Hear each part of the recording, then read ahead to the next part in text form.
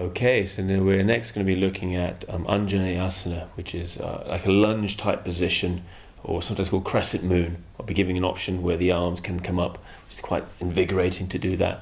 We'll be stepping back, probably from like a standing forward bend in uttanasana.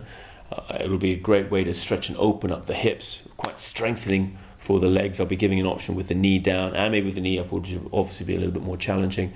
I'll hold it for a while so we can talk a little bit more in detail about the valid alignment points, and then we'll be moving a little bit with the breath as well to make it a little bit more vigorous and dynamic, to raise the heart rate perhaps a little bit, but keep the breath very calm and peaceful at the same time. Okay, let's give it a go. Come to stand, top of the mat. Take a few moments to steady yourself and get centered. Long out breath here, this lovely tall Tadasana mountain pose. And then as you inhale, you can sweep the arms out and up and stretch into the sky.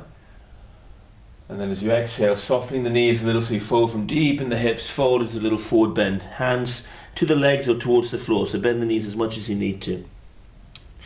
Okay, so from here, let's step your right leg back, and you can just bring the knee down initially. Just see how that feels. So your toes can stay turned under, or you can release the top of the foot and press that you feel that the knee feels light. It's not excessive pressure. You can always bring a foam block underneath if you like, or fold the mat even underneath. But if you work your feet and your legs, you'll feel strong and light here.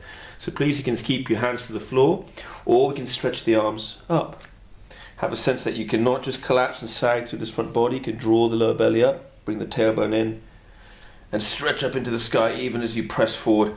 And you've got this balance of lifting up as well as feeling the stretch in the hips. This length through the abdomen, up into the fingers. You can gaze forward or even stretch and look up into the sky, keeping the neck long. And as you exhale, you can gently release the hands back down to the floor. And you can either from here step back into downward dog, or you can just gently step forward into that little forward fold again. And then stepping back with the other leg. Once again, knee down. Toes turn under, something like this, or you can even sweep the arms up if you like. Just take a few moments here, checking into this shape. Gazing forward or gazing up, get this lovely lift and length through the body. Fantastic.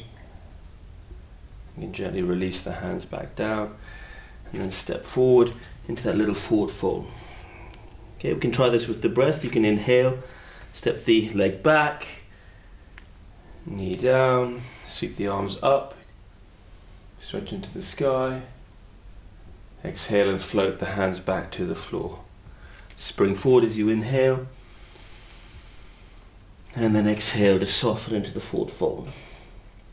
And then when you step the left leg back, you can inhale the arms up, you can reach up, get a nice stretch in the hips, flooding energy up into the fingers, exhaling down. I'm going to try this one more time. We'll give you a little option with the knee off the floor if you like. So we can step the right leg back, maybe even keep the knee off the floor, so you can find your balance and float the arms up. There's powerful feet and legs, a strong strength and support. You can gaze up even if you like. And exhale, hands down, and step forward and fold.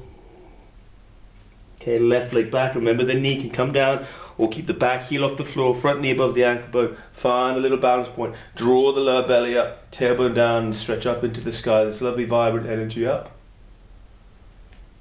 And then float the hands and fold. And you can do that as many times as you like, or slowly, gently from here, maybe with the hands to the hips, with a flat back, soft knees. Inhale to come all the way back up. And there you have your anjaneyasana, your crescent lunge. Hopefully you'll have felt the effects of that. Quite stimulating, especially on with the work on the legs, and also then into the stretch into the hips. And with the dynamic movement with the breath, I would really raise the heart rate as well, made it a bit more cardiovascular. As I said, very strengthening for the legs, but we're looking for that calm, peaceful place when we work at the same time. So hopefully you found and enjoyed those benefits.